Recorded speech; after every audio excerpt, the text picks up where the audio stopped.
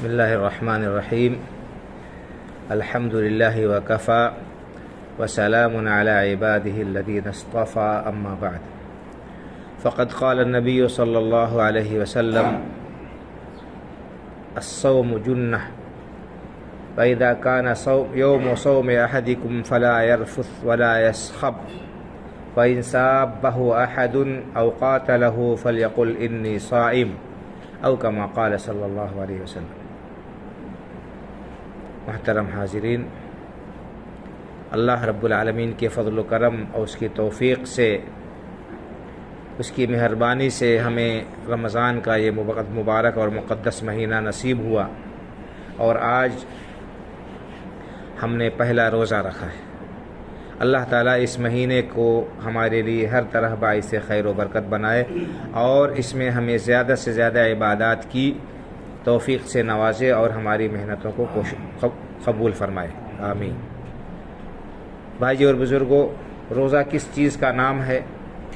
شریعت کی اصطلاح میں کہتے ہیں اللہ رب العالمین کی رضامندی کے لیے دل میں ارادہ کر کے طلوع صبح صادق سے لے کر سورج ڈوبنے تک کھانے پینے اور جماع سے رک جانے کا، یہ نام ہے روزہ.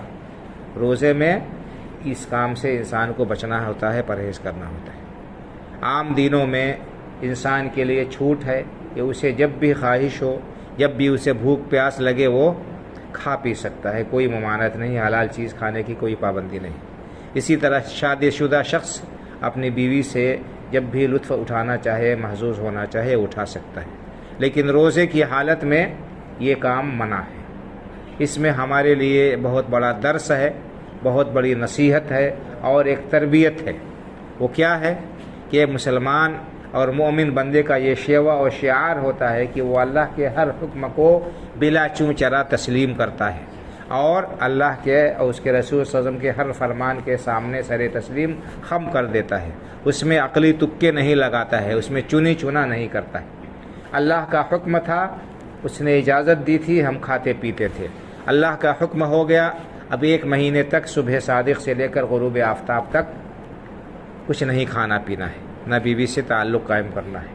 تو یہ ہمیں سبق دیتا ہے کیا کہ ہم جس طرح سے اللہ کی رضامندی کے لیے، اللہ رب العالمین کی خوشنودی حاصل کرنے کے لیے جائز چیزوں سے دستبرداری اختیار کر لیتے ہیں، حلال چیزوں کو چھوڑ دیتے ہیں، تو ایک مومن کا شیوا اور شعار یہ ہے کہ وہ حرام چیزوں سے بدرجہ اولا بچے گا، حرام کاموں سے بدرجہ اولا وہ دور رہے گا اور اس سے بچتا رہے گا.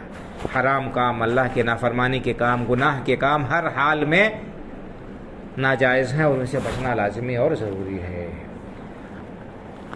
تو اگر ہم روزے کی حالت میں حلال چیز سے بچیں اور حلال سے پرہیز کریں لیکن حرام سے پرہیز نہ کریں تو یہ روزے کے مقصد کے بالکل منافی چیز ہے. ہمارے لیے لازمی اور ضروری ہے کہ جس طرح ہم اللہ کو خوش کرنے کے لیے اس کی حلال کردہ چیزوں سے رک جاتے ہیں، اس کی حرام چیزوں سے مکمل طور پر احتراز کریں. میں نے آپ کے سامنے ایک صحیح حدیث پڑھی ہے. اس حدیث پاک میں اللہ کے رسول صلی اللہ علیہ وسلم نے فرمایا کہ الصوم جنہ، روزہ کیا ہے؟ روزہ ڈھال ہے. روزہ ایک ڈھال ہے جس کے ذریعے سے انسان گناہوں سے بچتا ہے اور اللہ کے عذاب سے بچاؤ کرتا ہے. شیطان کے حربے اور اس کے ہیلے اس کے اوپر کارگر نہیں ہوتے ہیں. اس کے بعد اللہ کے رسول صلی اللہ علیہ وسلم نے فرمایا کہ فَإِذَا كَانَ يَوْمُ صَوْمِ أَحَدِكُمْ فَلَا يَرْفُثْ وَلَا يَسْخَبْ، جب تم میں سے کوئی شخص روزے سے ہو تو روزے کی حالت میں اپنی زبان پر کنٹرول رکھے، اپنے اعضاء و جوارح پر کنٹرول رکھے، کوئی لغو بات نہ بولے، کوئی بیہودہ بات اپنی زبان سے نہ نکالے، اور خواہ مخواہ شور و غل ہنگامہ آرائی نہ کرے. یہاں تک کہ آپ نے فرمایا کہ فَإِن سَابَّهُ أَحَدٌ أَوْ قَاتَلَهُ فَلْيَقُلْ إِنِّي صَائِمٌ، اگر کوئی برا بھلا کہے، کوئی گالی گفتاری بکے، کوئی اپنی زبان کو خراب کرے تو اسے اس کا جواب نہیں دینا ہے. اگر کوئی لڑائی پر آمادہ ہو تو وہ اس سے لڑائی نہ کرے بلکہ یہ کہہ دے انی صائم، میں تو روزے سے ہوں. اپنے روزے کی حفاظت کرے، تمام لغویات سے بچے.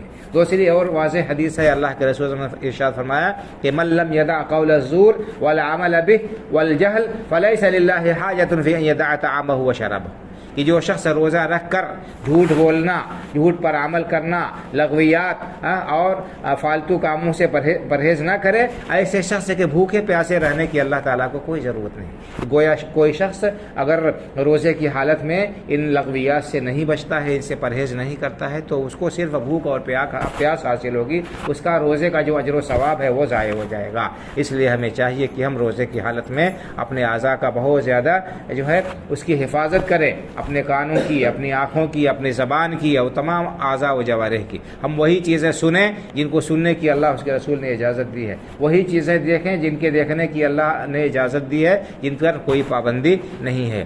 حرام نگاہ سے، حرام سننے سے، حرام بولنے سے بچیں اور پرہیز کریں۔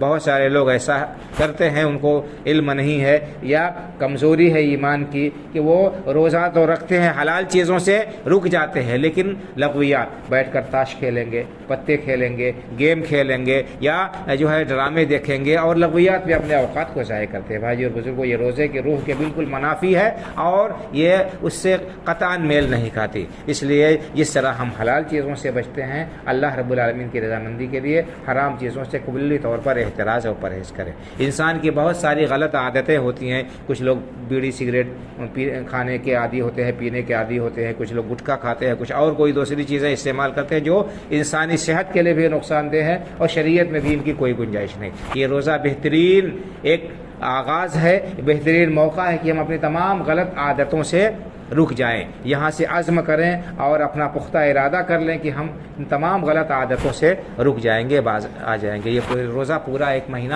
ایک تربیت گاہ ہے اور ہر شخص اس بات کو ثابت کرتا ہے کہ ہاں اس کے اندر یہ طاقت ہے، وہ چاہے تو ان چیزوں سے رک سکتا ہے۔ تو جو لوگ عذر کرتے ہیں کہ عادت پڑی ہوئی ہے، باز نہیں آتے ہیں، ان کو یہ عذر چھوڑ دینا چاہیے۔ ہم عملی طور پر یہ ثابت کرتے ہیں کہ ہم چاہیں تو تمام غلط چیزوں سے رک سکتے ہیں۔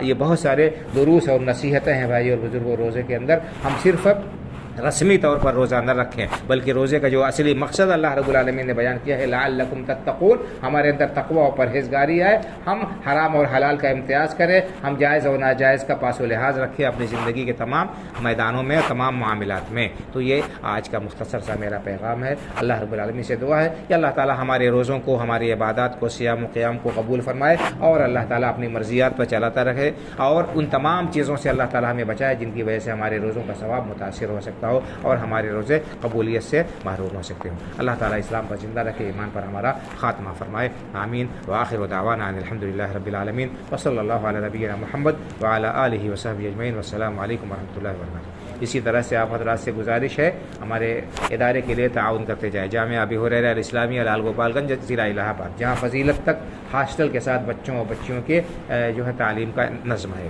اللہ تعالیٰ آپ لوگوں کو جزائے خیر سے نوازے۔ والسلام علیکم ورحمۃ اللہ وبرکاتہ۔